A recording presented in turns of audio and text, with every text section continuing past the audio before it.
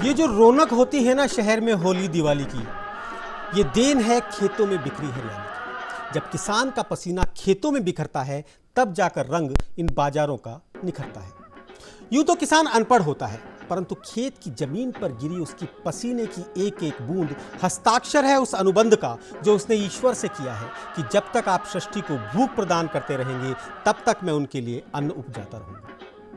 आजकल social media पर लोग अक्सर कहते हुए नजर आते हैं कि हम किसान को अन्नदाता क्यों कहें, वो हमें मुफ्त में अनाज नहीं देता।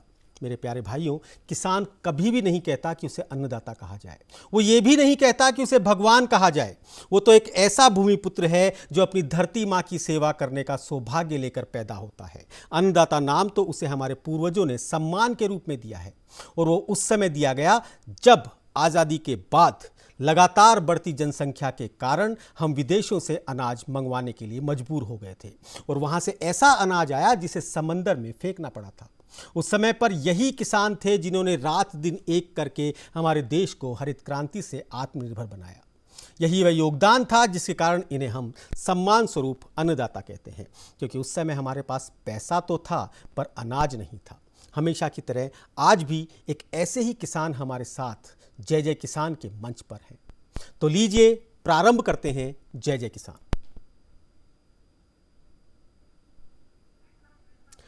जी हाँ, जैसा कि हम आपको बताते हैं कि हर बार हम जय जय किसान में कुछ ऐसे किसानों को लेकर आते हैं जो किसान कुछ ना कुछ ऐसा कर चुके होते हैं जो कि लोगों के लिए प्रेरणा के स्रोत बन जाते हैं। जी हाँ, ऐसे किसान जो लोगों को बताते हैं कि जी हाँ, अपनी धरती पर अगर आप पसीना और खून बहाकर इस धरती से अगर अन्न उपजाएंगे तो वाकई में इससे जो उपजेगा वो किसी सोने से कम नहीं होगा, किसी मूल्यवान धातु से कम नहीं होगा। ऐसे ही किसानों को हम अक्सर हमारे इस मंच पर लेकर आते हैं। अक्सर आपने देखा होगा कि बहुत सारे किसान आंदोलन में लगे होते हैं, बहुत सारे किसान कई बार कर्ज माफी के लिए आंदोलन करते हैं, बहुत सारे किसान बैंकों की लाइन में लगे होते हैं कि उन्हें सब्सिडी नहीं मिली। परंतु हम ऐसे किसानों को लेकर आते हैं जो ना कर्ज मांगने जाते हैं, ना सब्सिडी के लिए एप्लीकेशन लगाते हैं, और ना ही कोई और काम करते हैं। वो तो सिर्फ और सिर्फ अपने भुजाओं पर यकीन रखते हैं और इस खेती से, इस खेत से, इस भूमि से अन्न उपजाते हैं।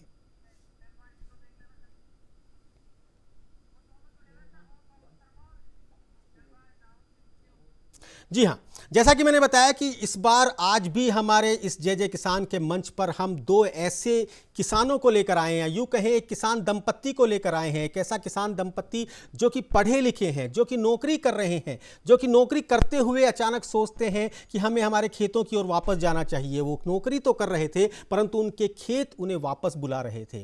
वो वापस खेतों में गए, उन्होंने अपनी अपनी नौकरी छोड़ी, वापस खेतों में गए और जाकर उन्होंने खेत से अन्न उपजाना शुरू किया, अन्न भी उपजाना शुरू किया और लोगों को भी प्रोत्साहित करना शुरू किया कि जी हाँ, आप खेती कीजिए और खेती करके आप अन्न उपजाइए। मैं आपका परिचय कराऊं, सबसे पहले तो मैं आपका परिचय कराता हूं इंदु पचौरी से।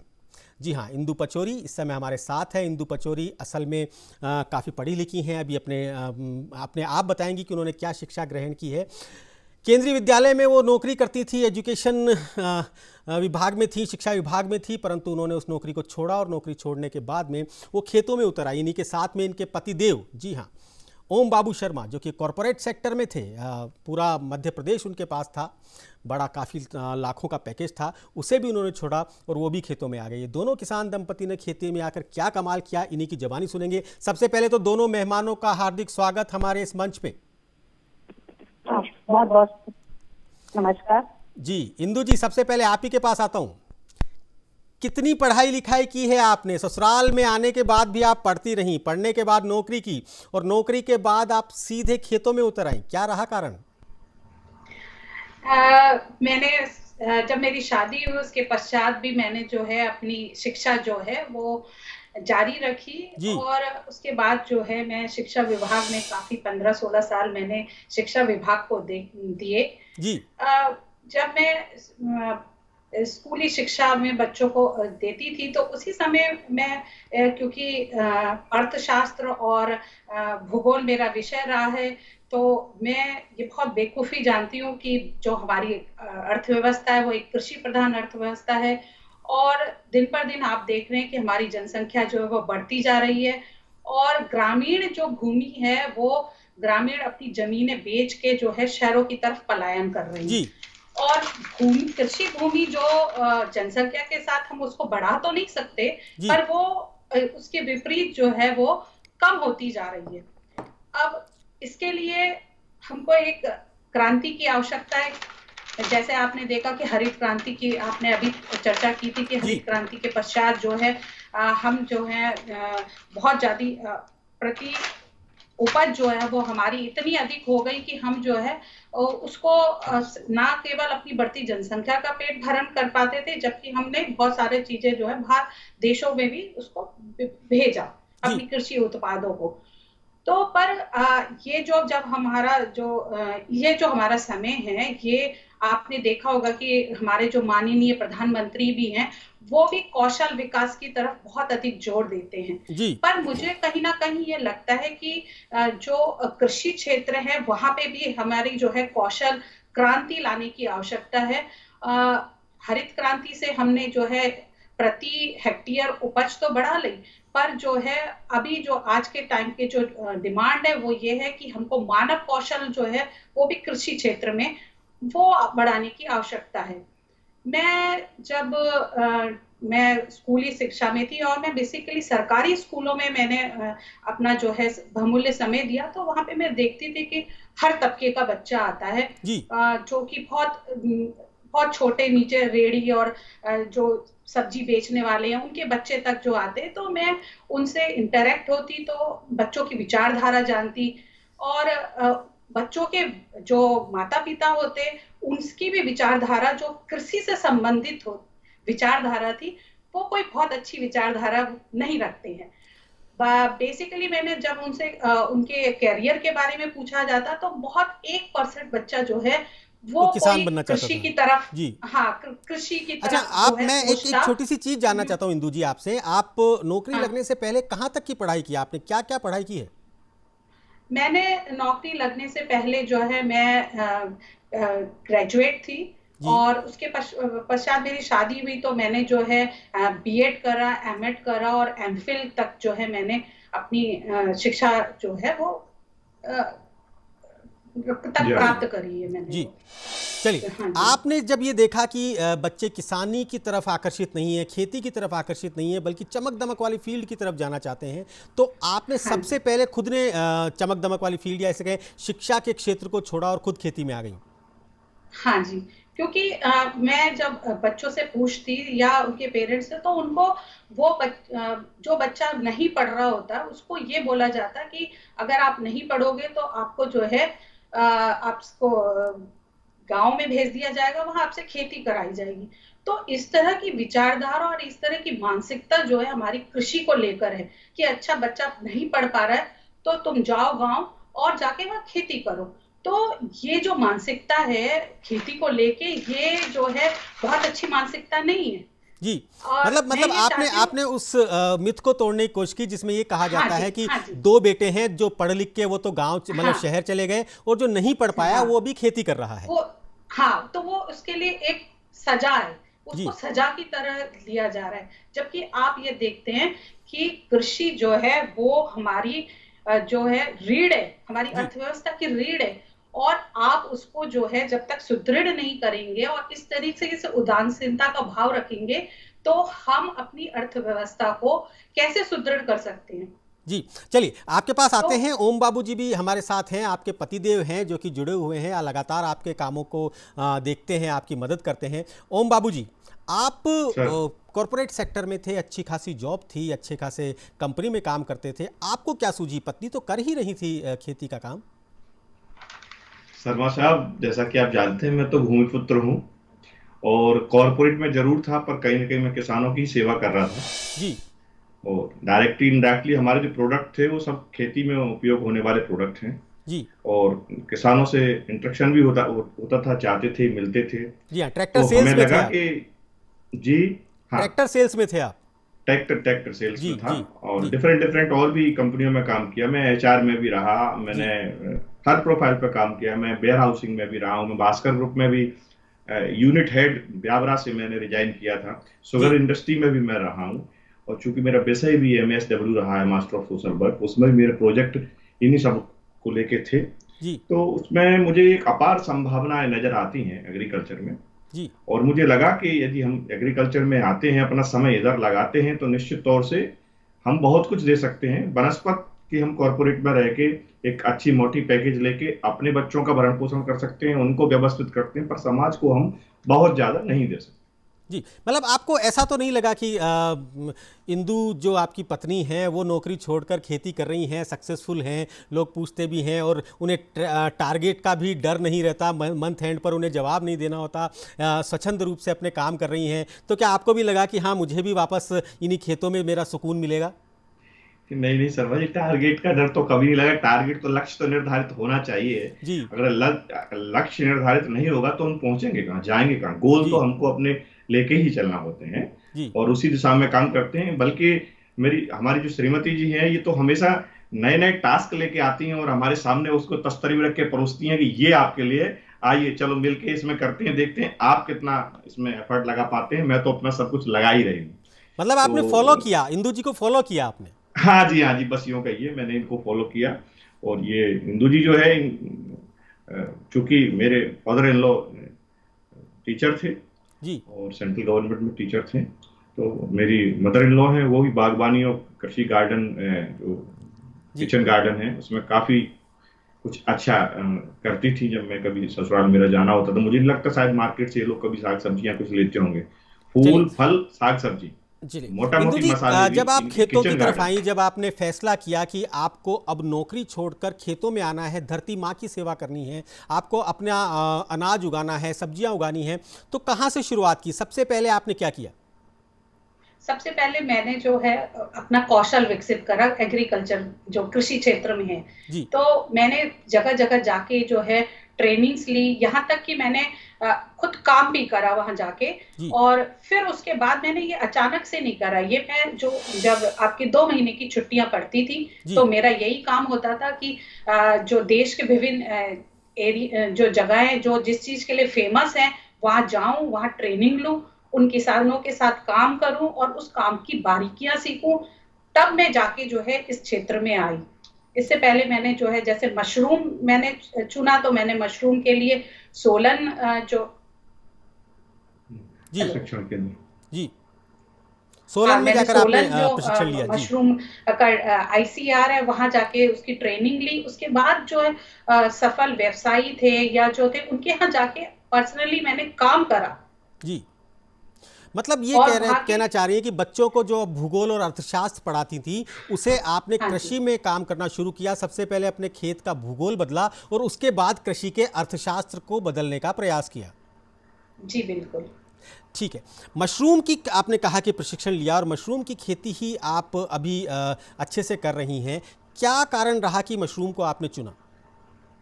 मशरूम एक्चुअली मैं जो है CSIR ISBT के साथ मिलकर जो है उत्तराखंड में जो है केसर की खेती को प्रमोट कर रही थी, जी जगह जगह जाके उसके ट्रायल्स ले रही थी। तो उसी बीच मैंने जो है देखा कि उत्तराखंड में बहुत अच्छी तरीके से जो है महिलाएं, और आपको पता ही है कि बहुत छोटे किसान जो है उत्तराखंड में होते हैं, उनके पास बहुत ज्यादा जमीन नहीं होती है, बहुत सफल खेती वो लोग वहां पे करते हैं। जी तो मुझे वहां से प्रेरणा मिली कि और आपको पता ही है कि हमारे यहाँ लघु और सीमांत किसानों की संख्या ज्यादा है। जी तो उनके लिए इस तरह की खेती जो है बहुत लाभदायक है और बहुत कम समय में होती है।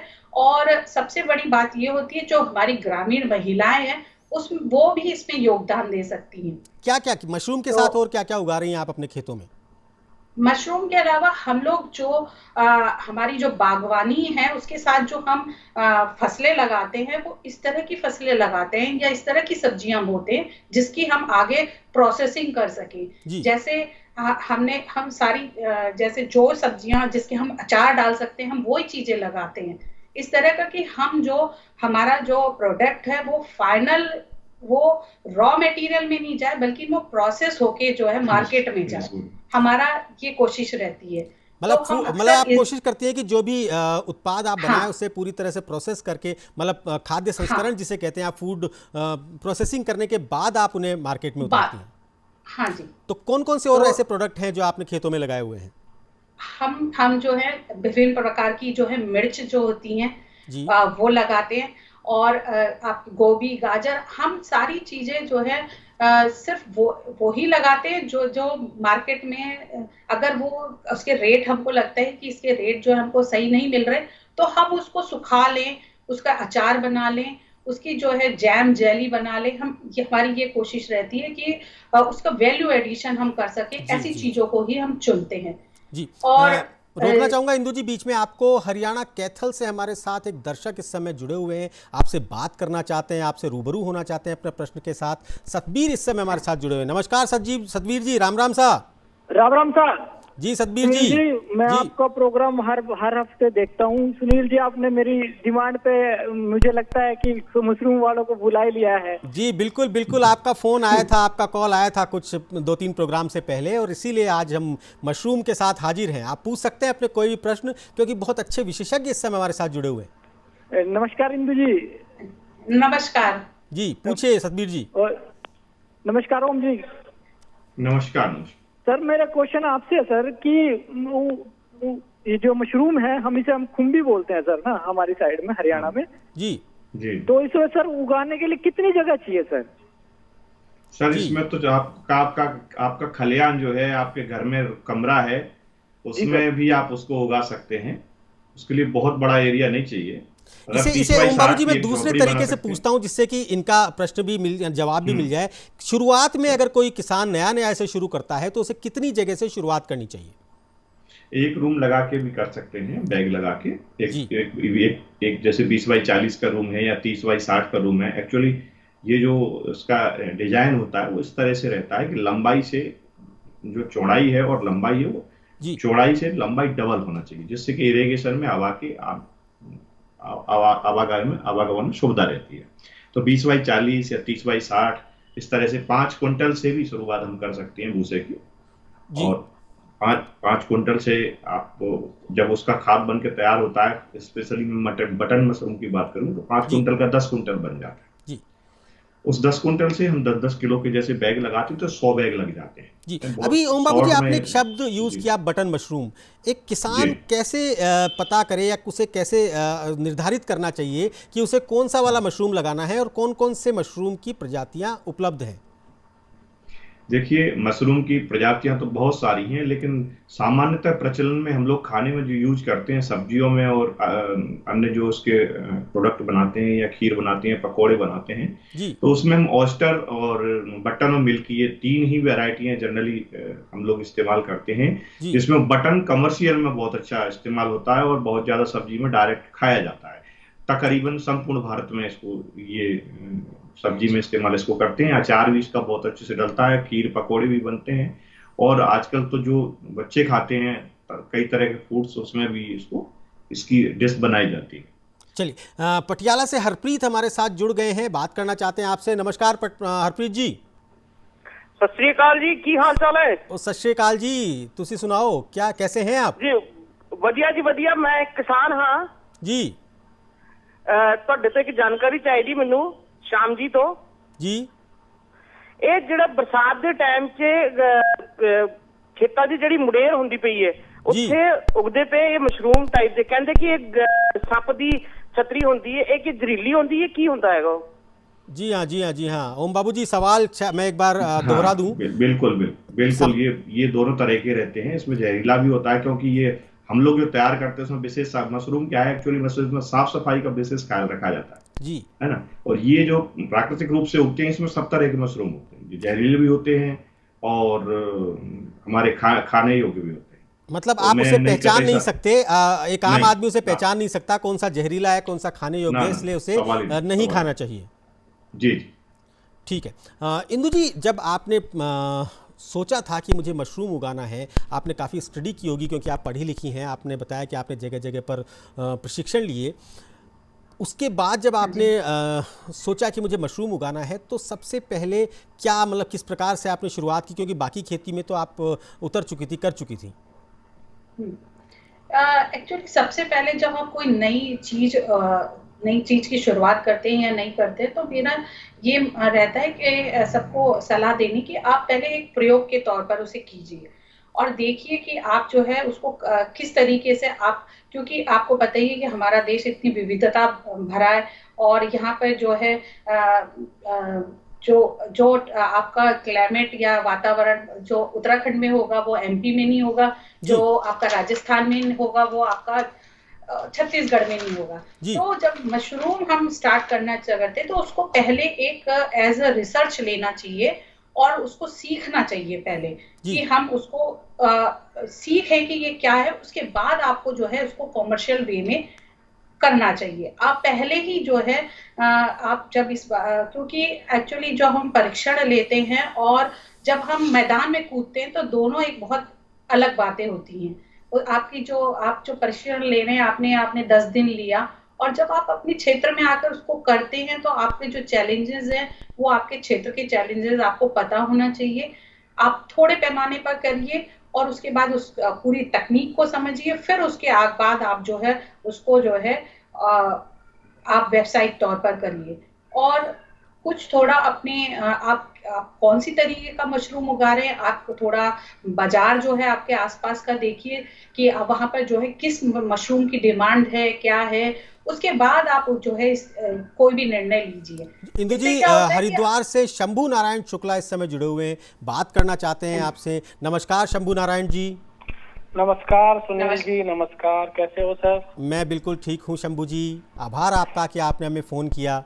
पूछिए, क्या पूछना चाहते हैं? सुनील जी, मैं ये पूछना चाह रहा था कि मशरूम को तोड़ने के बाद कितने दिनों तक उसको अपन रख सकते हैं ताकि वो खराब नहीं हो, और कितने दिनों बाद अपन बेचें उसको? अगर उसको लंबे टाइम तक रखना है तो उसके लिए कोई कुछ उपाय? जी हाँ, बहुत अच्छा सवाल शंभू नारायण जी आपने पूछा। इंदु जी आप जवाब दीजिए इनका। अक्सर लोग कहते हैं कि मशरूम बहुत जल्दी खराब हो जाता है, क्या ड्यूरेशन रहना चाहिए? हाँ, मशरूम आप जैसे मैं बटन मशरूम का बताऊंगी आपको कि बटन मशरूम में ये रहता है कि अगर आप उसको धो देंगे तो आपका वो बहुत जल्दी खराब हो जाता है। पर अगर सर्दियों का मौसम है तो आपका 1-2 दिन जो है वो खराब नहीं होता। और दूसरा, अगर आप पैकिंग जो है उसकी इस तरह से बहुत तरीके की पैकिंग आ गई है, आप अगर उसको अच्छे तरीके से पैक कर देते हैं तो आपका जो है करीबन आप 6-7 दिन तक सर्दियों के मौसम में वो आपका खराब नहीं होगा। पर अगर आप गर्मियों के मौसम की बात करेंगे तो फिर आपको जो है उसको जो टेम्परेचर आपको जो है कूलिंग सिस्टम के अंतर्गत उसको रखना पड़ेगा।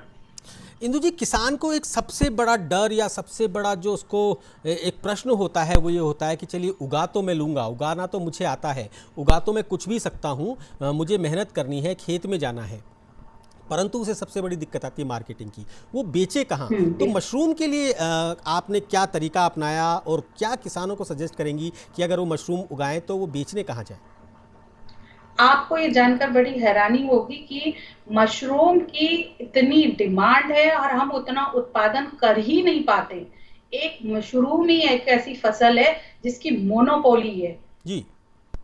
ये जो है मिथ है कि हम मशरूम नहीं, आप जब इस में जो भी कृषक आते हैं वो सबसे पहले यही पूछते हैं कि इसकी डिमांड क्या है। मैं उनको यही सलाह देती हूँ कि हमारी जो है आज की तारीख में हमारी जो है, क्योंकि साउथ इंडिया जो है वो मशरूम के लिए वहां पे सिर्फ जो है सीजनल मशरूम नहीं हो सकती, पर जो नॉर्थ इंडिया है हमारा, वहां पर हमारे पास जो है वेस्ट मटेरियल और सारा क्लाइमेट, इतनी सारी चीजें हैं कि हम इसको इतने बड़े पैमाने में कर सकते हैं कि आप जो है उसकी आप ये सोचिए कि डिमांड ज्यादा है और सप्लाई बहुत कम है।